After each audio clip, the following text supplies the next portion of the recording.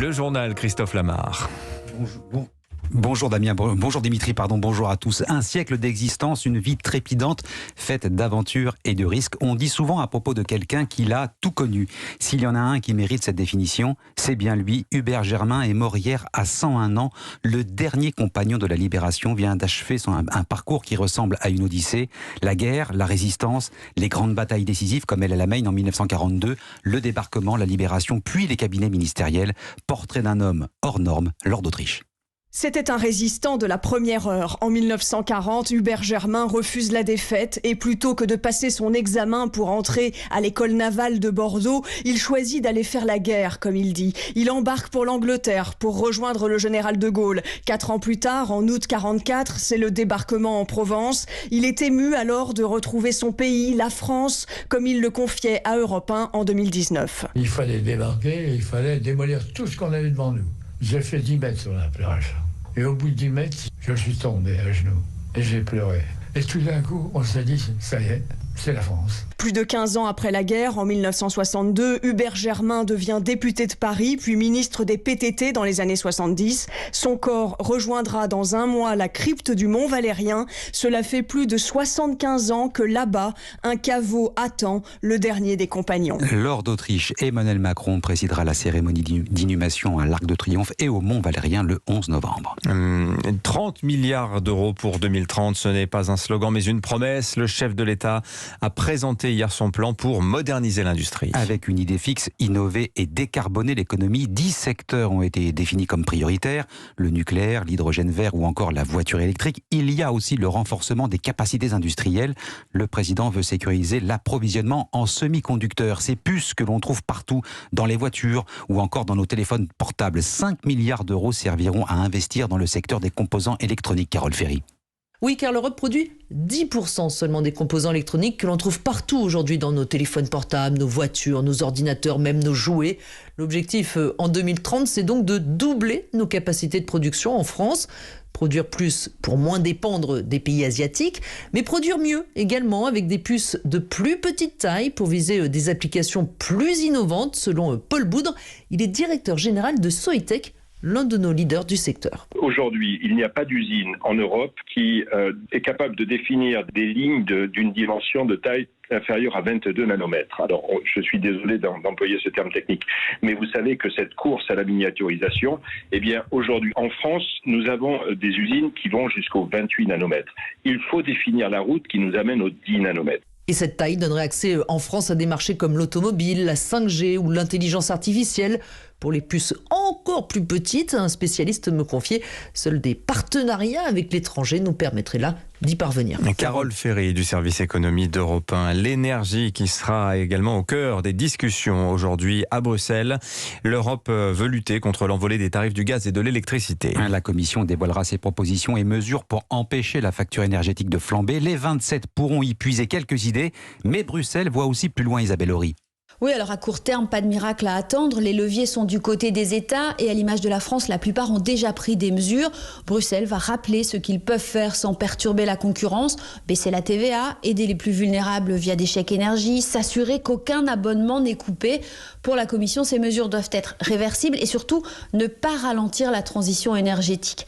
C'est plutôt sur le moyen terme que l'Union européenne a les moyens de faire bouger les lignes. Paris pousse pour une réforme du marché européen de l'électricité afin de découpler les prix de ceux du gaz.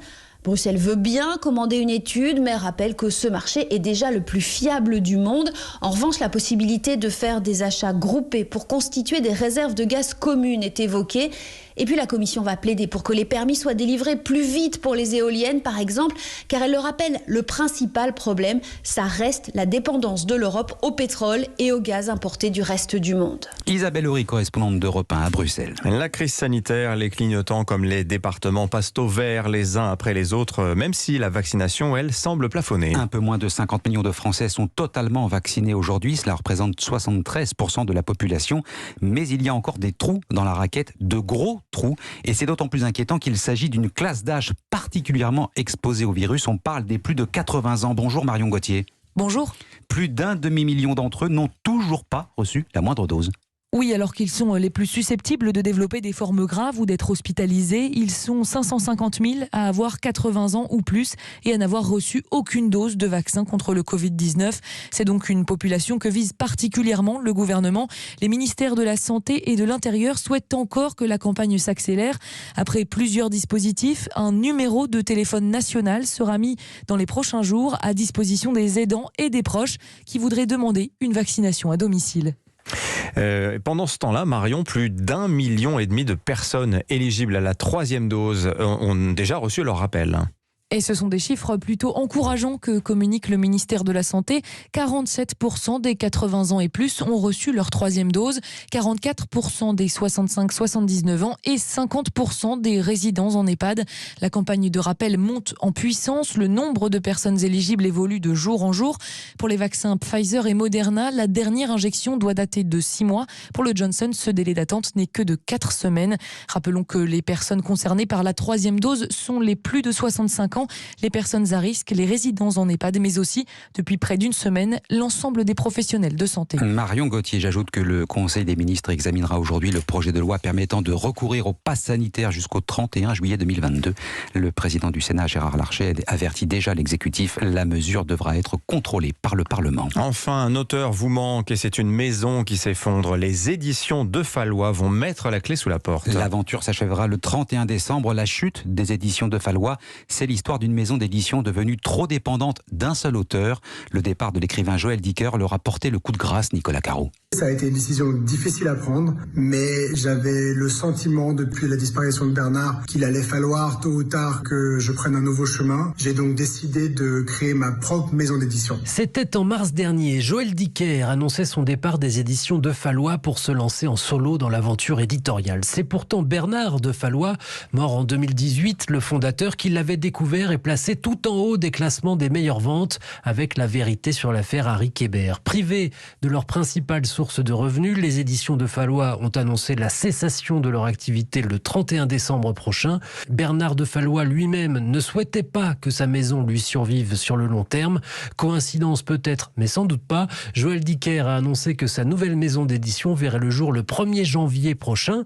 L'auteur-éditeur l'a baptisé Rosie et Wolf. Il devrait récupérer les droits de ses romans précédents édité chez De Fallois. Nicolas Caro. Voilà, c'est la méthode Maître Gims. Finalement, auto-entrepreneur, on se produit soi-même et on se trouve ensuite un diffuseur appliqué à l'édition. Ça marche très très fort en ce moment tout ça. Merci Christophe Lamar. Vous revenez tout à l'heure à 8h30. Dans un instant sur Europe 1, l'édito.